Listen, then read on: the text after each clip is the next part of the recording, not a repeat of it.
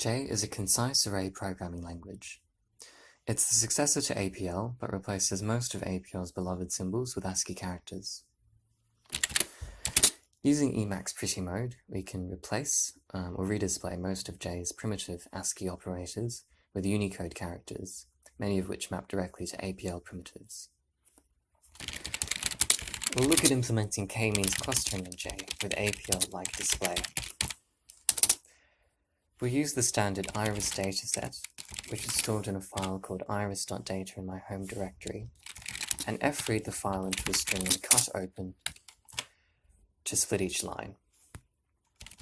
For every line, we cut at the comma character to produce an array of data, for which we only care about the first 4 items of each vector, the numerical data. We evaluate each cell and unbox the result to produce a numerical array, which we store into a variable called data. The first step in k-means clustering is to initialize centroids. We'll do this by randomly sampling k samples from the given data.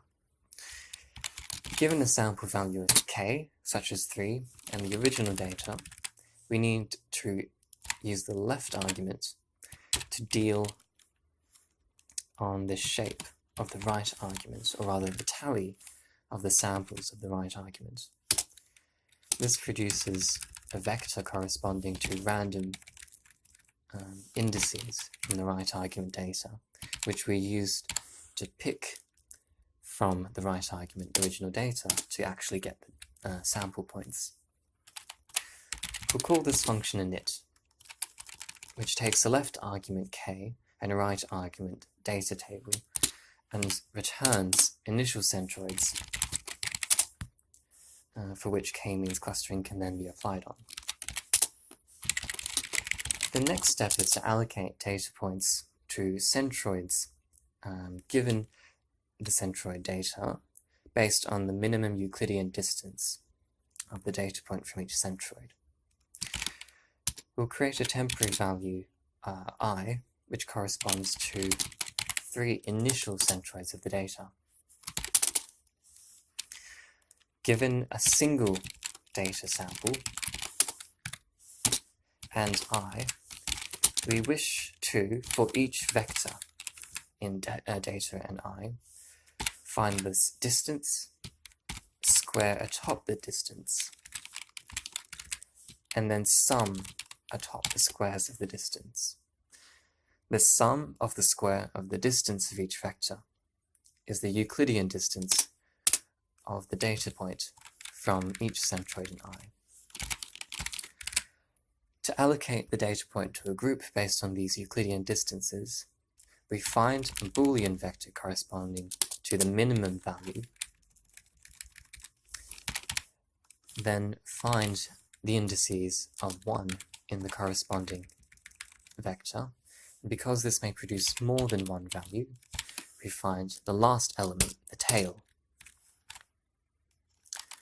We'll call this function alloc, which takes a left argument single vector data sample and a right argument corresponding to a table of centroids.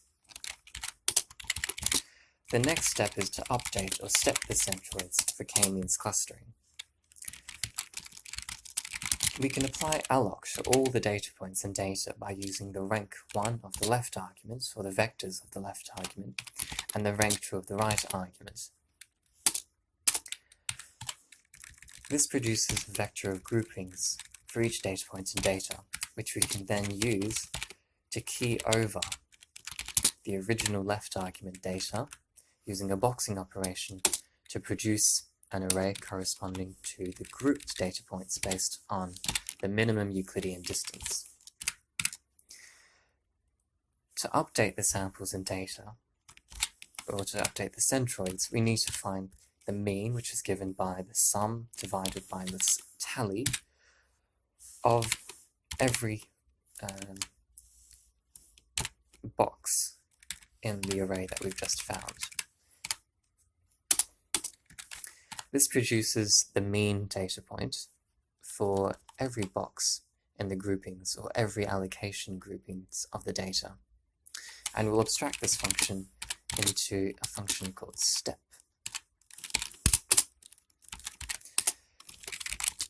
Step takes a left argument data table and a right argument of centroids. We can apply this multiple times until convergence. To do this automatically, we use the step to the power of infinity, which repeats the step function on data and I until the result no longer changes. If you recall, I was given by the k init data, and we can abstract this whole thing into a function called kmc by replacing occurrences of the word data with the right tag to indicate the right argument, and occurrences of k with the left argument. And we can remove the tags around init because they're implicitly supplied to the verb fork, as it is a dyadic fork. So, given a value of k, we can then apply k-means clustering to the data, and we can do this for any value of k, for any dimensions of the data. Let's quickly visualize this. It will be easier to visualize the data in 2 dimensions. So we take the first 2 items of each vector in data and store it in a variable called d2.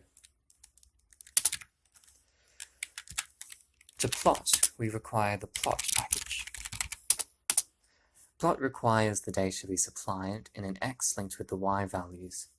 So we'll create a convenience function which, given data, takes the zeroth element of each vector linked with the first or the index 1 element of each vector. And we'll call this function 2xy.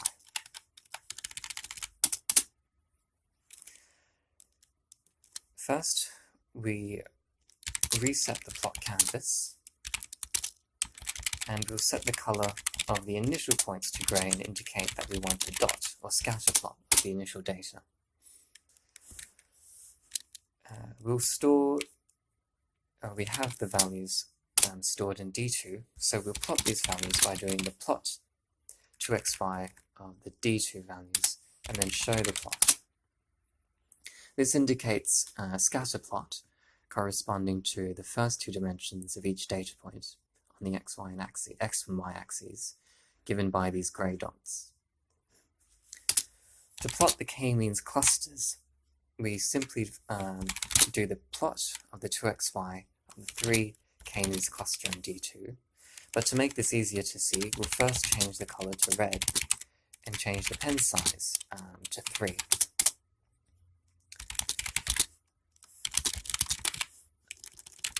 Then we plot the 3 k-means clusters over the data and show the resulting plot. These red points indicate the centroids discovered by the k-means clustering algorithm.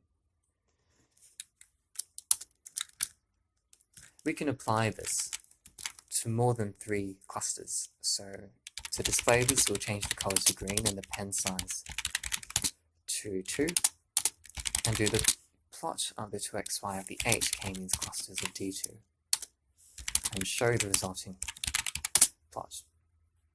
Now we can see green dots corresponding to the 8 k-means clusters over the data.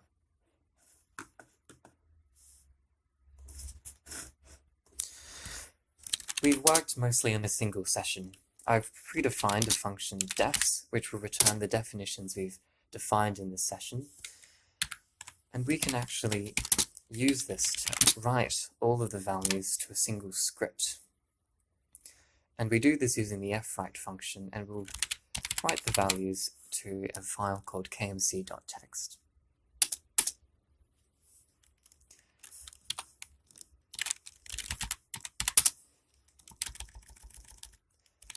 These are the definitions we defined in our session to do k-means clustering. The def and the defs functions are just to actually display the definitions, and the 2xy is simply a plotting function. These are the final k-means clustering functions, ordered by their definition orders. And we can see that these are 4 simple one-line functions that are defined tacitly in J.